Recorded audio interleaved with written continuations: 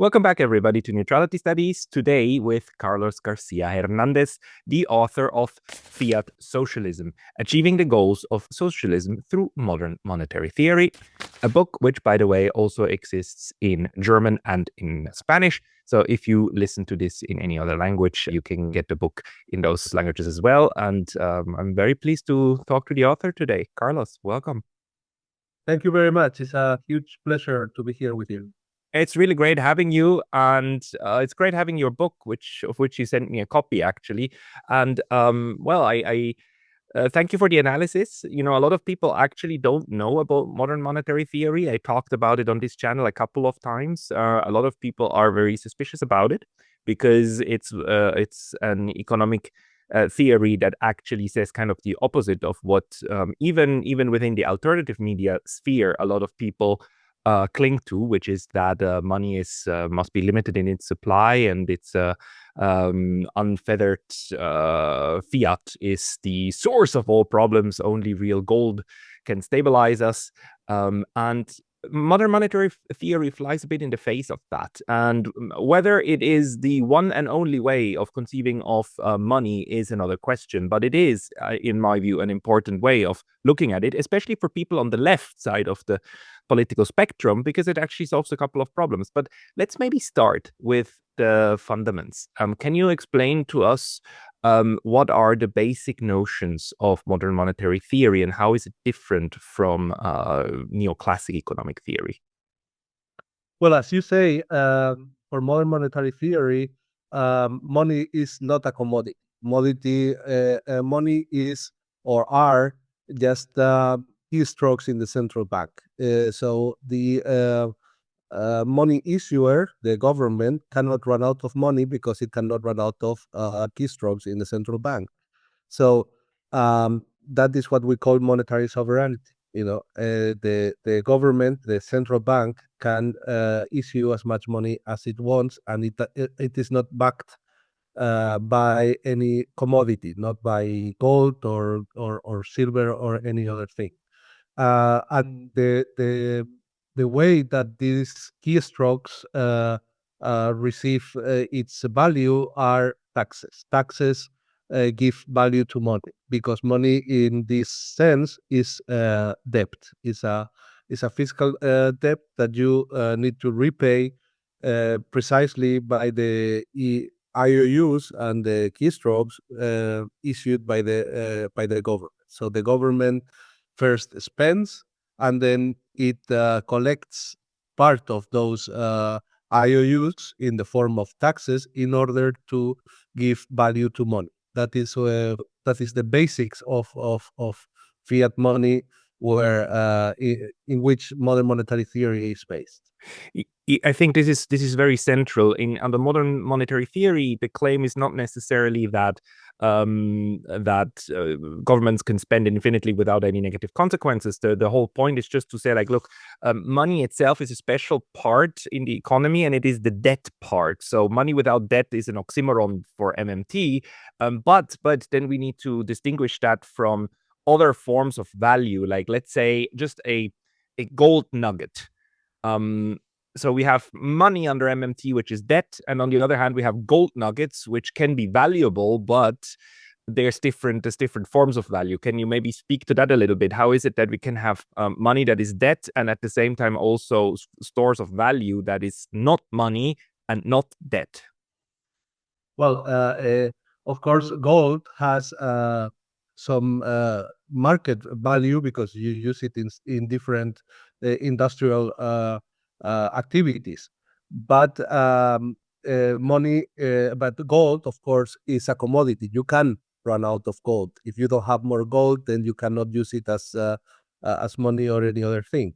The difference is that, as I say, the keystrokes in the central bank are not a commodity. You cannot run out of it. Of course, you can. That doesn't mean that you can spend without limit and without any kind of negative consequence. You can, of course, create inflation, meaning that the value of money that you issue loses all its value. But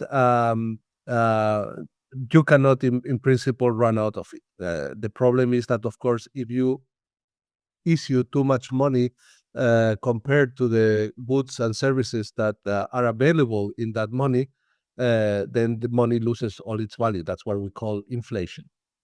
Okay, so this differentiation is really important, right? Between money and, on the other hand, commodities. And we know historically, sometimes people use commodities as money, right? They take a nugget of gold, they put it into the shape of a coin, press something on it, and then start using it as money. But the point is, MMT actually differentiates between these two categories, right? Yeah, I mean, from the historical point of view, the gold standard, a real gold standard, has been used very few times and very short times. Most of the times, the normal societies have used um, fiat money in order to function. Of course, there was a technological problem, because when we say that taxes give value to money, and you are trading with people that are not under the power of the central bank and the government, then they don't pay taxes in that money, in that currency. And of course, then you need another currency to trade with them, because for them it's not relevant. They don't pay taxes in your country, let's say.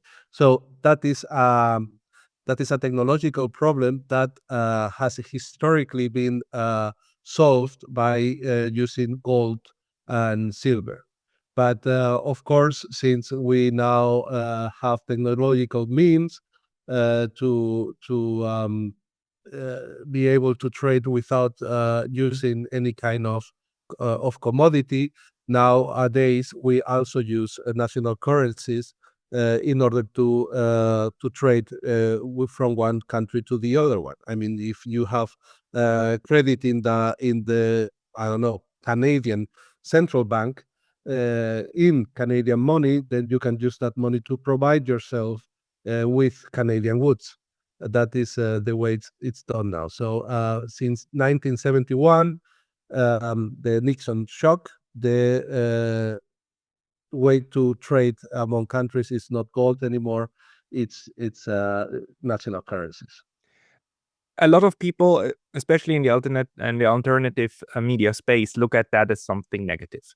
They look at gold as something that is inherently good because it has inherent value, and the fact that the government decoupled its money creation from that inherent value is just a trick. It's just a play by which the government then tries to undermine the real economy and the real value of money, and over time then also inflate the value of money away. MMT looks at this whole process under a whole different lens, doesn't it? Yes, I mean, if you look at the role that gold has played historically, it has been horrible. Human beings have been slaughtering themselves and killing each other for millennia, in order to be able to get someone else's gold, which is horrible. So that negative view, I think, is totally crazy.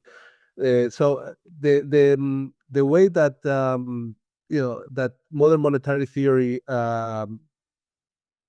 goes through this problem is to say, well, you can of course use the capacity you have to create money from out of thin air in order to create goods and services that are useful for society, or you can use them, of course, in order to create uh, missiles and arms to destroy each other. I mean, but that is a political choice.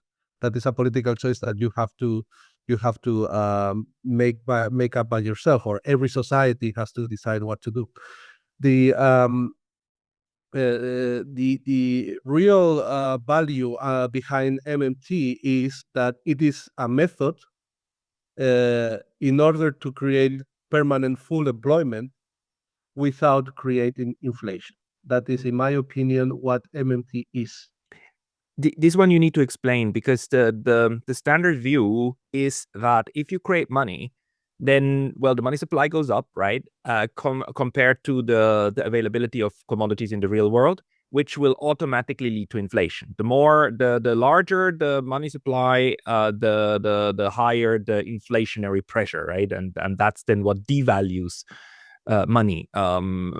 Is that correct or not? And if not, like, how does MMT actually explain that this relationship doesn't hold?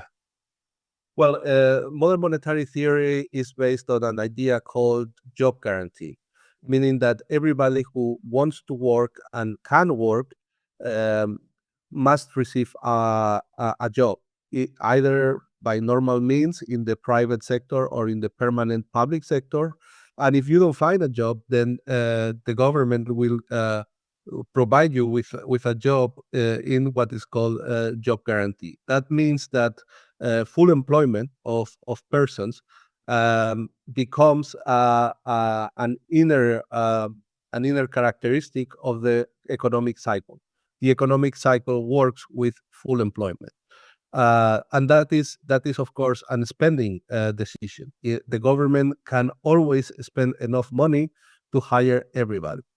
So the job guarantee should have a salary that allows the worker to have a decent life, a decent living standard, and that becomes part of the economic cycle. That is the same way that we always work with other characteristics and inner characteristics of the economic cycle. For example, we always have full schooling of children. We don't say that now we have an economic crisis, so only 95% of children will be schooled, or we don't say, oh well, we are gonna let I don't know 5% of the population die because they don't have access to hospitals. That only happens for example, in the United States, but in very few other countries.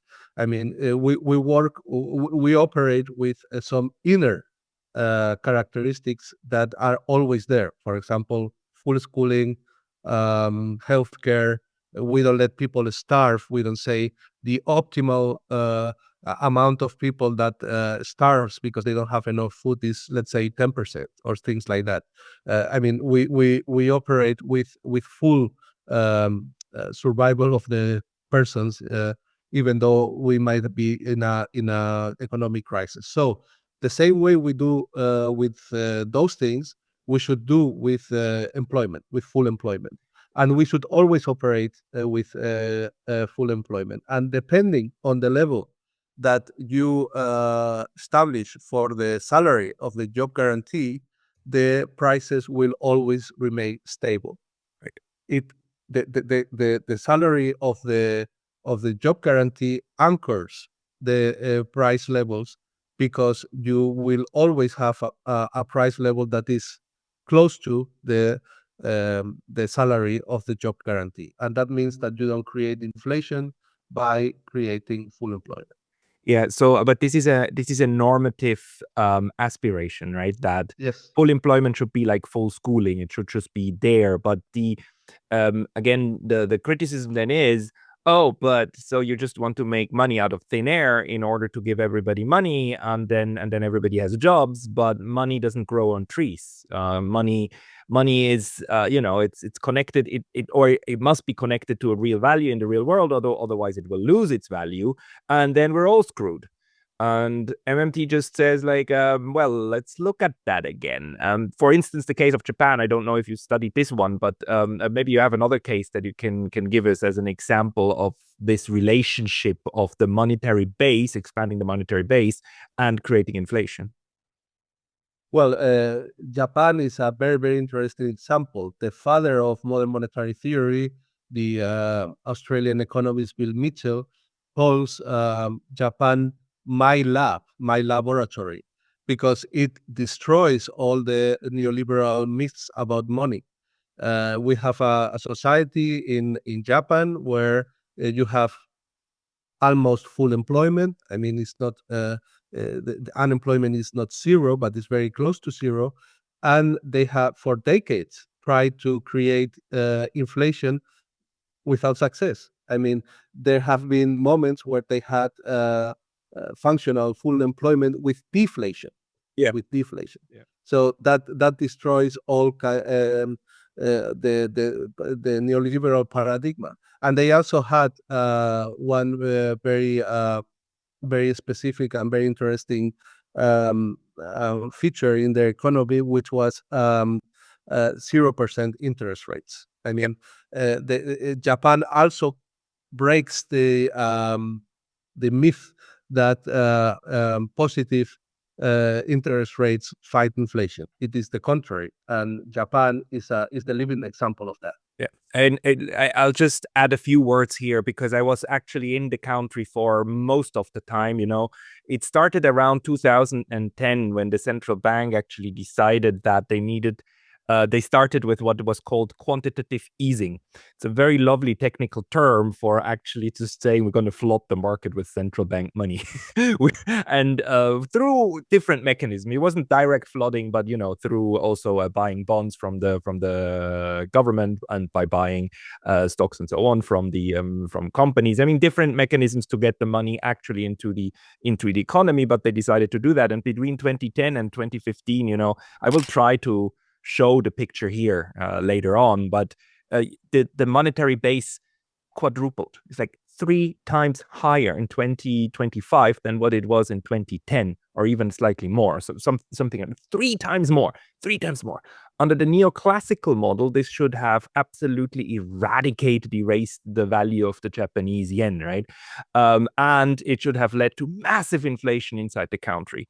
Now, but what happened in reality is that inflation inside the country, up until around 2022, 21, when we started feeling the real economic impact of COVID. Up until then, inflation was either zero or below zero, so it was deflation. That flew in the face of everybody so hard that the Economist magazine, I remember this distinctly, that ran a headline saying that Japan's monetary problems are so severe it even breaks the laws of economics. And I was like, Jesus. Are you really writing that? Are you really so married to your idea that you actually would write the laws of economics? Obviously, the stupid laws don't work the way that you're portraying them, but that was kind of very interesting. Now, what happened in the last 4 or 5 years is that for different reasons that mainly have to do with exchange rate, not exchange rate, sorry, with the interest rate differentials, different interests in the US versus in Japan. A lot of people start converting currency to US dollars in order to earn higher interest in US dollars. That led to the yen actually losing in value towards others. But even within the country, inflation was very, very slow, and it's only getting stronger now that we are having actually real economic shocks with oil. Especially the oil, like an oil shock always immediately in Japan leads to increase in prices. But it's quite fascinating, really, that for about 10 years at least, the monetary base was expanding, and prices didn't pick up inside the country, not at all. And the neoclassic economists still said, like, no, at the end of the day, it must then lead to this phenomenon, and it just didn't, and it just doesn't register. Actually, I don't know if you have any thoughts about this, but in modern monetary theory, you can actually explain why expanding the monetary base will not automatically lead to inflation, right? Well, if we look this issue in historical perspective, we can definitely say that inflation is never a monetary phenomenon. Of course, you can create inflation by overspending, but in reality, that never happens. All the hyperinflationary processes have been created for the lack of real resources. For example, oil. If you have an oil crisis or any other commodity crisis, then is when you have inflation.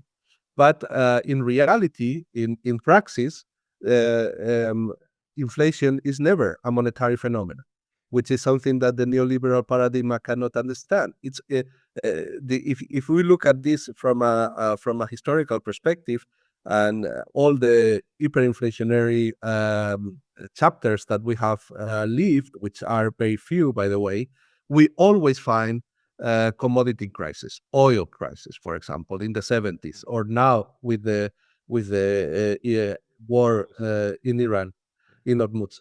But it's never a monetary phenomenon. Which is so interesting because, of course, like inflation is always and everywhere a monetary phenomenon. That sentence, was it Friedman? Who Yeah. It was Friedman, right? Who kind of tried to cement this in people's minds. But one of the important things of modern monetary theory is that it doesn't start from the simple supply and demand curve analysis. It actually starts with trying to look at what happens on balance sheets, right? This balance sheet view of the economy, that kind of the T balances where you just have liabilities and assets and equity on each and the other side. Why is that important in order to properly understand the fundamental premises of how the monetary economy actually works? Well, it's very important in order to understand what the public deficits are for. Public deficits is something that neoliberals think is a horrible thing. Uh, it's always better not to have any kind of public deficit. The word deficit itself has a negative connotation. Something which is in deficit is something that is not enough, or Yeah. And it goes hand in hand with the word debt, right? Debt yeah, is morally negatively connotated. yeah, morally, or you can have an intelligence deficit or things like that. But what we have to understand is that public deficit equates to private savings. And then you come to private savings. The money comes from public issuance or public deficits, and that is what the private sector uses in order to save. So it's the same thing. And when we talk about private savings, everything is fine. Everything thinks, oh no, private savings is good, and we all like to have some savings, and the private sector likes to receive money from the government or from the market in order to save. But we don't like public deficit. Well, it's the same thing. It's the same thing. Private savings equals government deficit. So that is something that in the general public is not understood. And we always hear, especially here in the most neoliberal experiment that the humankind has experienced in the European Union, the fight against public deficit. Well, the fight against public deficit means that you are fighting against private savings. And the private savings is what the private sector uses in order to hire, in order to spend, in order to consume, in order to produce goods and services. So that is the perspective that MNT adopts.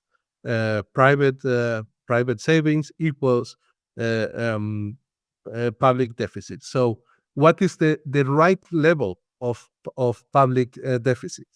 From the MMT perspective, the right level of public deficit is the level that allows you to have full employment without creating inflation. That is what in my book I call the Lerner point. The Lerner point is a theoretical point in economics where you have 0% unemployment and 0% inflation, because as long as you have unused resources in the economy, you can spend more money in order to mobilize those resources and use them without creating inflation. Once you get to the full employment level is when you have to stop spending. What level is that numerically for the public deficit? We don't know. Sometimes it will be 5%, sometimes it will be 20%, sometimes it will be -2, sometimes it will be 0. It doesn't matter.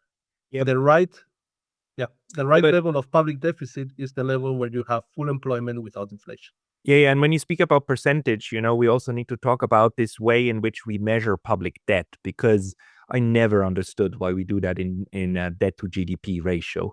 It's like, this is a purely arbitrary way of trying to measure public debt, right? How much public debt in relation to GDP. And the implication is, of course, that, if you have 100% debt to GDP ratio, it means that your entire society needs to work for one whole year without payment in order to repay that public debt. But that is kind of a stupid way of looking at public debt anyhow, because that's not how it works. I mean, you don't work in order to pay back that public debt the entire time.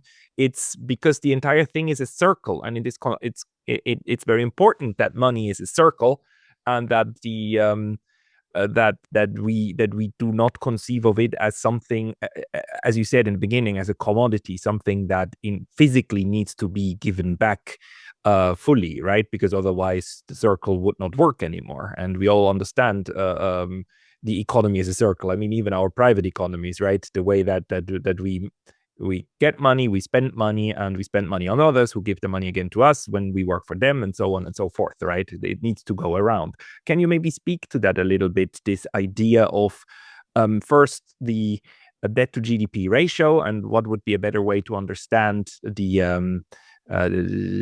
economic not economic output, sorry, like the right level of debt, and the circularity of money, which I think in MMT is just inherently accepted.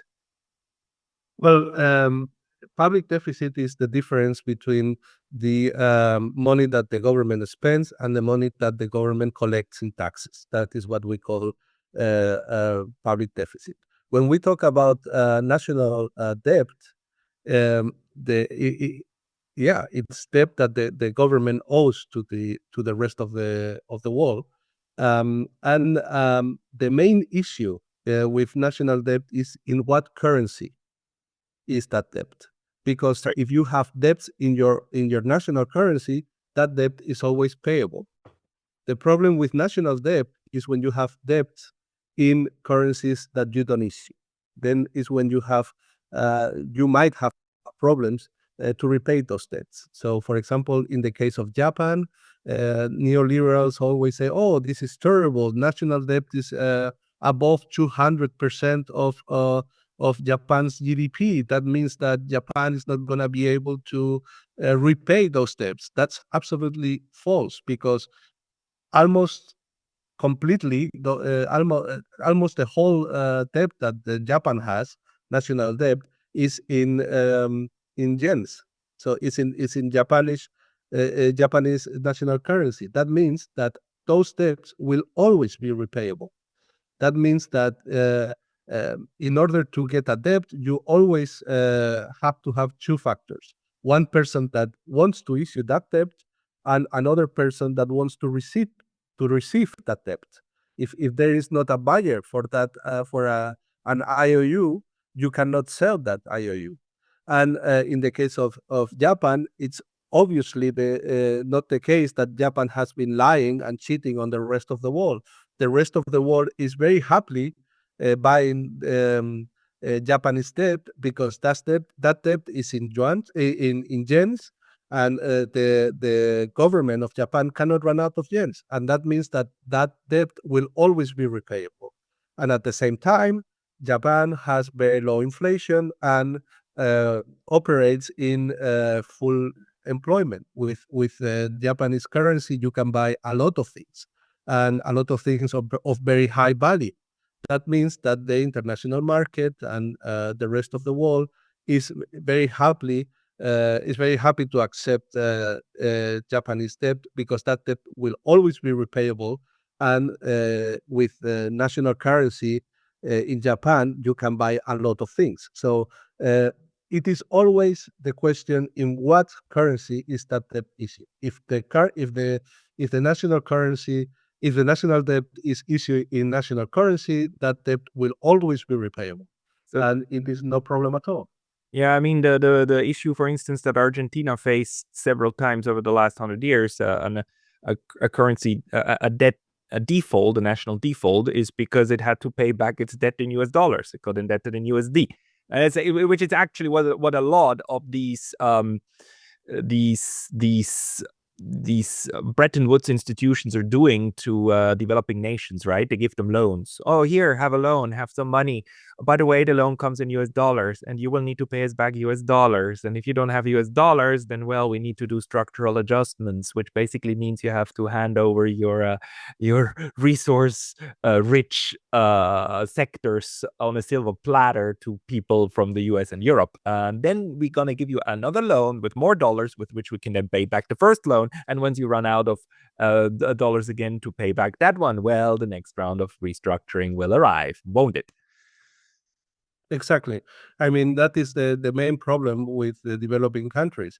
They are not allowed to use their own currency in order to trade with the rest of the world. You always need a foreign currency, normally dollars or euros, and that means that that's the reason why they have always problems with their debt. In the case of Argentina, is also very clear. They then have to use their national currency in the international markets to receive those dollars, and of course that floods the international markets with Argentinian money, and that money loses its value, and then you have inflation.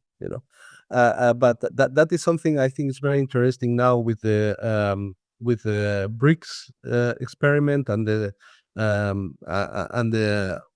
new economic activities that we find in China, where for the first time developing countries are being allowed to use national currencies in order to trade with those countries, and I think it's the way to go.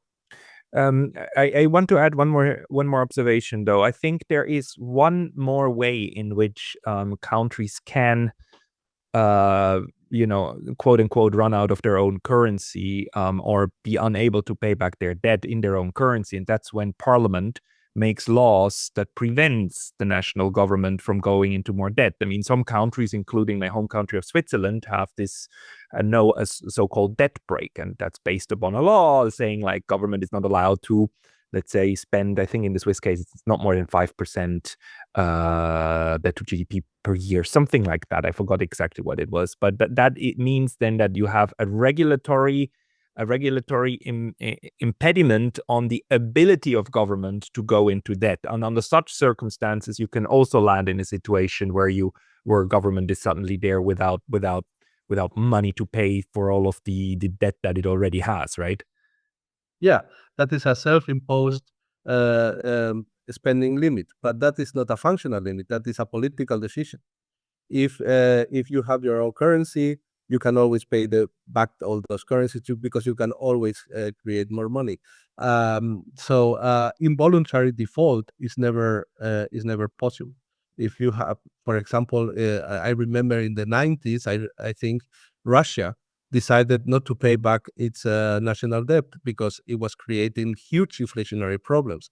But it's not because Russia couldn't pay back those debts, but it was a decision taken because the repayment of those debts was destroying Russian economy. But it was not because it couldn't pay back. I mean, you can always pay back, but of course, sometimes the consequences are terrible, and countries decide not to pay back. But that is not something that is a political decision. It's not something.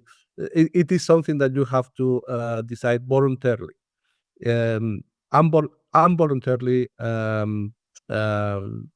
default on debt is not possible. You can always pay back In your own currency. in your own currency. The now your book is of course called Fiat Socialism. I noticed that there's a lot of people on the left side of the spectrum, also online, who very much believe that that gold is intrinsically valuable and we should go back to a gold standard and so on. And I always think, but you people on the left, like let's take somebody like Jimmy Dore, for instance, who I admire very much. I admire the guy, but he, at least when I listen to his talks about the economy, seems not to agree with MMT and seems to be on the line, no, public debt is a bad thing. We should all pay it back. We should go back to a gold standard. And that would be kind of the opposite of what actually, how to realize, let's say, socialism in on a national level, isn't it? Or can you talk to us about why you think that MMT is the way to actually realize socialism through fiat?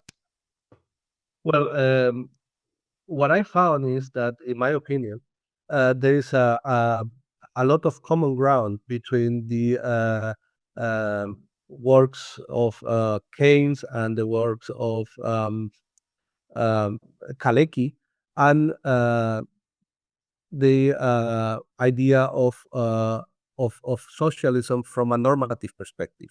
As you say, what I propose in my book is a normative kind of socialism, where you don't define socialism from the perspective of the ownership of the production of means, but by the access to goods and services. So I defend in my book that the size of the private sector should and could be decided democratically. Some countries will decide to have a private sector that produces a lot of things, and then you have a very big private sector. Some other countries will decide to have a smaller private sector, and some countries will decide that only families are private sector. They will not have an economic activity in the rest of the economy. As in everything is produced by the government in those states. Yeah. I would say like. Yeah, you can, but that is, in my opinion, not the main issue in socialism. It's, you can always decide democratically. Every society can decide what is the size of their private sector. In my opinion, following the notion of David Graeber called baseline communism, the main issue of socialism is what and who has access to what goods and services. So, in my opinion, that is the way we should go. We should analyze a socialist transformation of society. And in my book, I talk about North American economist called Stuart Chase, who published a book in the 40s called The Road We Are Traveling. And in that book, he says that every rational government should always assure five things: full employment, guarantee of five essentials to every citizen: food, housing, clothing, health services, and education; social securities, which will include old age allowances, benefits for sickness, accident, temporary unemployment, childbearing, etc., and labor standards, which means that the labor standards always have to be decent, and the trade unions should be allowed to guarantee that the labor standards are good. So, in my opinion, if you have these five essentials that Stuart Chase in his book called the five essentials that every rational government should always assure to the rest of the citizens, in my opinion, you will have a socialist society. You will have a socialist society because those five essentials have never been achieved in capitalism. As we find in the first book of The Capital by Karl Marx, Karl Marx says that you cannot have capitalism without a reserve army of unemployed, for example. You cannot have a permanent full employment policy assured by the government with a job guarantee, for example, and call it capitalism anymore. Or the same thing with housing, or the same thing with free Yeah. Why is that? I never read Marx Capital. Can you just tell me why he says that capitalism is inherently incompatible with full employment or with full housing for everybody?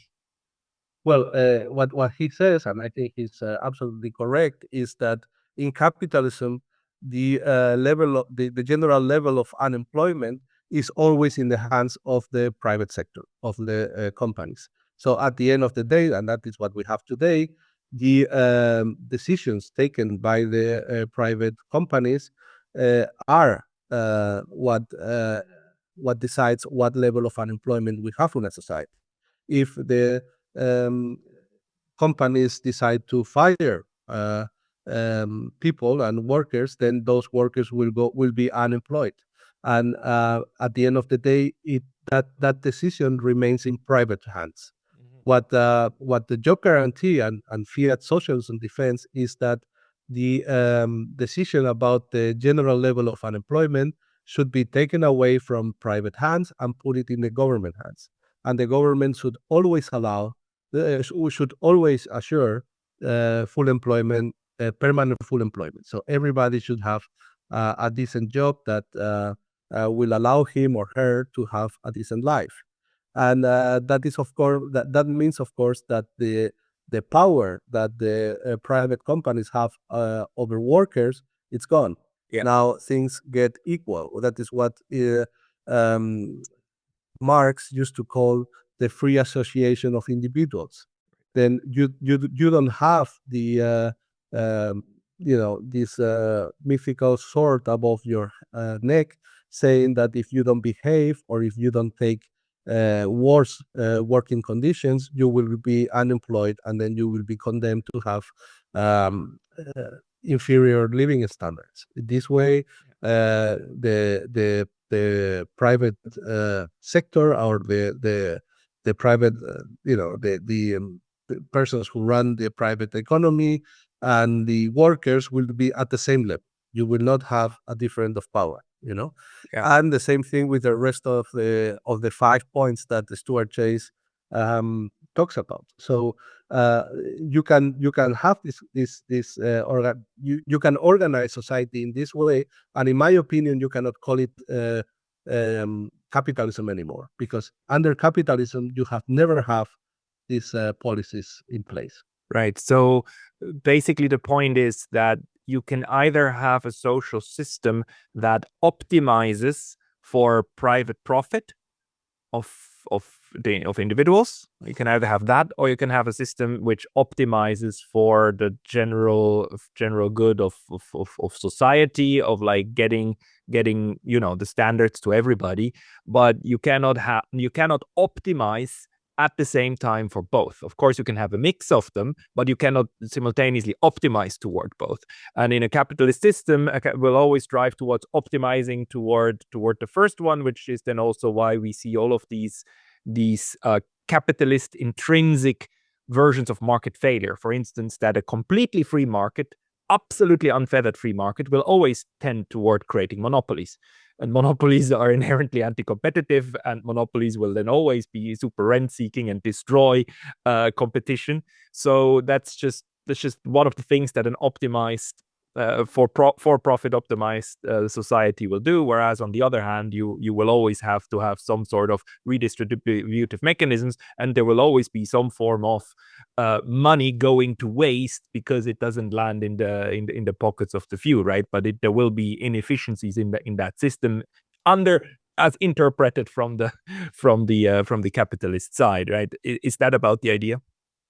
Yeah, exactly. That is it's taking into consideration the class struggle, and in order to be able to have an egalitarian society, it's not a question of redistributing wealth, but pre-distributing wealth. I mean, you make all these characteristics, these 5 points that I have talked about from the Stuart Chase, inner characteristics of the economic cycle. And from the Marxist perspective, what Marx defends, especially in the third volume of Capital, is that if you allow private enterprise, the system will necessarily collapse. So he doesn't make a moral argument saying, I prefer public ownership of of the means of production, or I think that I don't know, collective ways of producing is morally better than private ways of creating goods and services. No. What he exposes is a prophecy. The prophecy that if you allow private enterprise, sooner or later you will have an economic crisis and the whole system will collapse. Based That upon a is functional observation. It's just this is how it functions, as in the mechanisms of capitalism are such that it will undo itself, or it will lead to collapse. Not that it should, not that it would be nice if it did. No, it's just that that's how the machine works. Is his analysis, right? exactly, it's a prophecy. And in order to back up this prophecy, he uses gold or commodity money. He in the second volume of Capital, he talks about the money that the owners of the private owners of the uh, means of production can only extract from the economic cycle what they have put in before. So meaning that they cannot extract more money from the economic cycle than the money that they have put in. And he argues that that is because money is gold. You cannot you always have a commodity based money in the economic cycle. Well, that is exactly what MNT refutes and doesn't accept. I talk about the production cycle, where you have since the beginning of civilization more investment in the society than the gold backed money that you can put in the economic cycle. That is because since Neolithic since the Neolithic revolution, the government has always been able to spend national currency in the economy in order to create goods and services. And that is something that Marx doesn't include in his analysis. And that's why he says that if you allow a private enterprise in the economy will always collapse. I think that is the part that he doesn't get right. I talk about, for example, the law of the tendency of the profit rate to fall. And I think that if we look at at the historical records, you cannot that is factually false. And I say that from modern monetary perspective, the way to go beyond this false historical law is the Mosler's law. Mosler's law, named after Warren Mosler, the other father of modern monetary theory. We find that he says that there is no financial crisis that cannot be overcome by a sufficient level of public deficit or a sufficient level of lowering taxes. You can always overcome any kind of financial crisis. And that means that the systems that allow private enterprising don't have necessarily have to collapse, and that is why I take this normative perspective of socialism and not the historical law that we find in Marxism. Of course, we can find in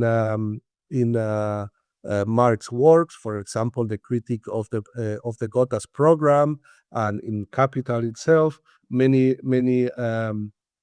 normative perspectives about socialism. He talks about full employment. He talks about social services, housing, etc. But he also includes this historical prophecy that I think that if you understand fiat money, you will understand very easily that it's not true. And that is why the book is called Fiat Socialism. So in short, you are recommending people who have socialist inclinations to actually have a very deep and very serious look at modern monetary theory as a way not to make up stories out of the blue, but as a way to properly understand how the real economy and the monetary system work together in order to basically work towards policies that are A, sustainable, and B, socialist, and not fall for the trap, not fall for the, oh, we just don't have money trap. Oh, we would love to have full employment. We'd love to have a good education system. We would love to have healthcare, but we just don't have money. So because in this sense, even people who argue that we should spend money on education and not on war actually kind of reason from within the standard model, right, of neoclassical economy, because the point is not to say like no, that's not the point. I mean, actually we would have money for both if we just got the thing right. Although I think it's a good idea to take money away from the military industrial complex by any means and any time. We should take money away from them. But just to say that the way of thinking about money and distribution is quite fundamentally different in these two theoretical systems, right? Exactly. And you can also see, for example, historical cases like, for example, in the Soviet Union. The Soviet Union was a very undeveloped country, Russia, before the Soviet Revolution. And a couple of decades after, you had the first person in space and winning the Second World War and becoming a superpower. Where did that come from? From the taxes that the poor Soviet citizens paid? Well, that's absurd. That is the taxes that the Soviet citizens paid were very few. I mean, it didn't finance anything. What you find is a full employment policy put in place by Lenin, where you had people going to work and being paid in rubles, and you had the Ghost Plan, which was the plan in order to industrialize the Soviet Union. Everybody had a job, everybody produced for society, and they were getting paid in Russian money, in rubles. Of course, in order to trade with the rest of the world, you still needed commodity money because that is what the rest of the world accepted. But in order to create full employment inside of the Soviet Union, you didn't need that. You only needed a tax, and you only needed a central bank that hired everybody, and the tax gave value to that money that the central bank was creating out of thin air, and that created a society with full employment that created all the things that you had in the Soviet Union. I mean, the problem. The thing is that, of course, you didn't have a private enterprise, and because everything was in public hands. But in my opinion, if you allow private enterprising, the system will not collapse. The system will be able to survive, and every society should decide what is the size of the private enterprise. Yeah, and that's not to say that automatically once you have such a society, everything it produces is automatically good. There is, of course, the option to waste. There's to waste labor resources. You can produce stupid things. You can produce counterproductive things like guns and weapons and bombs and whatnot that then kill a lot of people. But that's ultimately a policy decision. It's not a problem of who has the money. The problem is who makes the decision of what we produce. You can have corruption. You can have corruption, all kind of negative things. But that is as you say, that is a political problem. Yeah, good. I mean, this was very, very interesting, Carlos. Thank you very much. I think it's very much worth talking about this this approach. And again, when we call this modern monetary theory, that's not to say it's like a theory of relativity or something like that. Theories in social science and so on more designate certain ways of understanding the mechanisms with which we work. And we just have the neoclassical model that makes assumptions, and we have the MMT model that makes assumptions, but it, in my view, bases it much more on the real mechanics, and then you come to different conclusions of how to view how society itself works. And we'll just put that out there. People who want to get your book, where can they go to get Fiat Socialism? Well, Fiat Socialism has been published in Spanish, in German, and in English languages. You can find it everywhere, Amazon or your regular bookstore. And you can also find it in the webpage of Lola Books, lolabooks.eu. I will try to put the link to this book, of course, in the 3 languages into the description box below. We will talk again. Carlos García Hernández, thank you very much for your time today. Thank you very much. It was a great pleasure.